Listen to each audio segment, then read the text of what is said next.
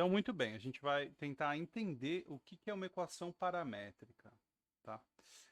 O melhor exemplo que eu tenho, a melhor metáfora que eu posso dar sobre equação paramétrica é que você vai descrever o movimento de um objeto, tá? Você vai descrever o movimento de uma partícula. Dar uma equação paramétrica é descrever uma curva no plano ou descrever uma curva no espaço. Para o cálculo BC, o importante é descrever as curvas no plano, tá? Então, quando a gente está falando de uma parametric equation, o que a gente vai tentar fazer é entender essas curvas, que são funções da reta, né? São funções, eu vou chamar elas de gama, a gente costuma chamar as curvas para essa letra, né? Pode ser da reta ou de algum intervalo fechado, né? Ou de algum i. No geral, de um domínio contido nos números reais para o plano, para R2, tá? Então, deixa eu colocar aqui. No geral, é de um D contido em C, não necessariamente de todos os... O domínio não costuma conter todos os números reais. Então, a sua gama de T, né, de um número real, ela vai ter duas componentes. Vai ter uma x de T e uma y de T.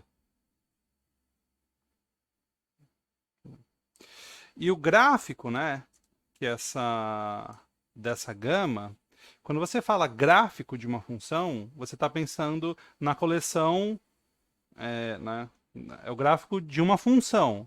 Então, se você pensasse no gráfico, seria os pontos t, x de t, y de t. Y, não gama, y de t. Esse seria o gráfico, né, para valores diferentes de t. Isso aqui é o gráfico. Mas não é isso que a gente analisa.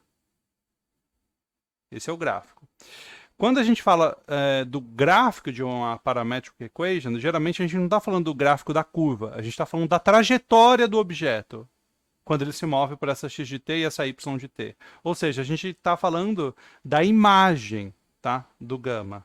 Então, o range do gama é definido como os pontos x de t, y de t, claro, isso como range de qualquer função, para t pertencente ao domínio da gama, né? Eu vou chamar de d de gama. Então, vou dar um exemplo. Você tem um objeto executando um movimento harmônico, desculpa, um movimento circular, vai. O harmônico simples ele é unidimensional. Então, exemplo 1. Você tem um objeto que executa um movimento circular uniforme. E ele começa no ponto 1, 0, e ele vai fazendo círculos, né? Ele vai fazendo círculos.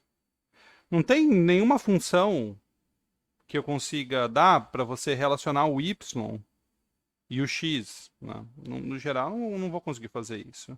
Relacionar o y e o x. Porque não é uma função. Eles não têm uma relação funcional, y e x aqui.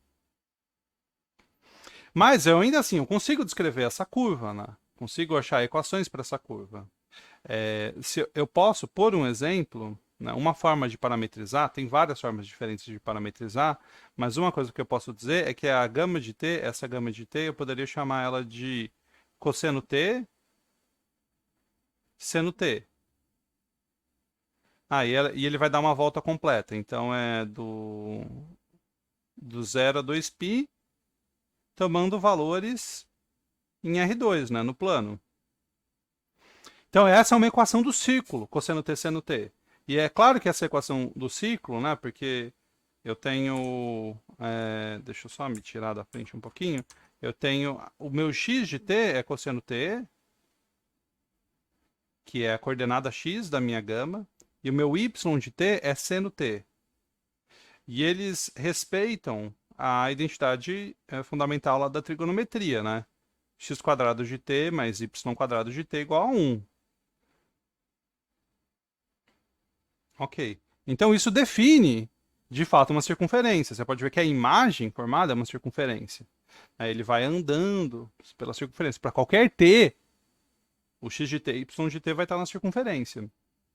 Beleza. Aí eu posso fazer várias perguntas. Por exemplo, o quanto que ele percorre de 0 a 1 segundo, Posso fazer várias perguntas, né? Qual é o arc length dele, qual que é a velocidade desse objeto, dependendo do ponto. Como que eu derivo o y em relação a x, né? O cálculo BC tem muitas perguntas desse tipo. Como que eu posso encontrar dy dt, né? E aí a gente tem que... dy dx, desculpa, dy dt é fácil, é só derivar, né? Mas como que eu encontro dy dx, tá? E aí, essas perguntas todas, elas têm suas nuances, né? Muitas delas são ignoradas pelo exame, mas, por exemplo, para eu encontrar dy dx, né, se eu quiser encontrar dy dx, eu preciso me certificar que eu estou em pontos em que perto daquele ponto, então vamos supor, eu quero encontrar dy dx em um determinado ponto. Esse pontinho aqui, vai, no ponto menos meio, raiz de 3 sobre 2, por exemplo. Vamos supor que eu quero encontrar nesse ponto. Aí, em volta desse ponto, eu preciso garantir que a minha função que o y pode ser escrito como uma função de x. Tá? Nesse ponto, em volta desse ponto, ela pode. Mas em volta desse ponto, por exemplo, ela não pode. Porque qualquer bolinha que contenha o ponto menos 1, 0, qualquer bolinha que contém o ponto menos 1, 0, eu não vou conseguir escrever o y em função de x. Se a gente der um zoom, né, ele fica assim, é um arco assim. E aqui é o... Esse ponto aqui é o menos 1, 0. Então eu não consigo, ao redor desse ponto, escrever o y como uma função de x. Nesse ponto eu não vou conseguir calcular dy dx. Não tem como, né? Mesmo porque, se você pensar, a velocidade aqui, né? A reta tangente está formando 90 graus, tá vendo? Então nem existiria, né, uma derivada nesse ponto mesmo. Mesmo que ela não tivesse uma relação funcional. Mesmo que ela tivesse uma relação funcional, não teria como definir uma derivada nesse ponto. Beleza, então isso é importante para a gente. Entender que quando você calcula dy dx numa função paramétrica, né, numa equação paramétrica, você está implicitamente assumindo que o y pode ser escrito como uma função de x ao redor daquele ponto que você está calculando a derivada, né, que você quer achar a inclinação da reta tangente. Beleza, então esse é o básico de Parametric Equations, tá? Essa é a teoria básica que eu acabei de definir, que é uma Parametric Equation. E aí nos próximos vídeos a gente faz alguns exemplos e faz alguns exercícios desse assunto.